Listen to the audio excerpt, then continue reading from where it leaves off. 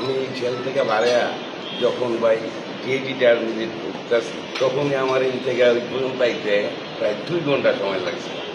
যানজট, এই যে ছোটো ছোটো ইটি, আমি যে পরিস্থিতি বর্তমানে আছে 2-3 বছর পরে রোডে ঘাটে চলনি যেগুলো সম্ভবই একবারে বিলুপ্ত হয়ে যাবো আমার শহরটা, এরকম একটা শহর।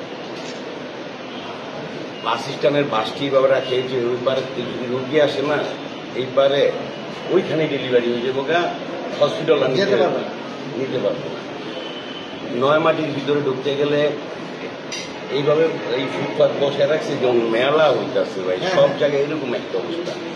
তখন আমি সবাই ডাকতে বললাম যে বাসটা যেভাবে রাখা যাবো না। আমি আবার প্রশাসকরেও যে আমার যাবত থেকে মার্কেটের থেকে ভাড়ের দিকে গেলে যে একটা আলমাস পয়েন্ট এরিয়া আছে না, প্রশাসকরা আমি ফোন করে বলছি এই জায়গাটা ভেঙে দিতে, ভেঙে যদি কোনো স্ট্যান্ড করতে এই জায়গায়।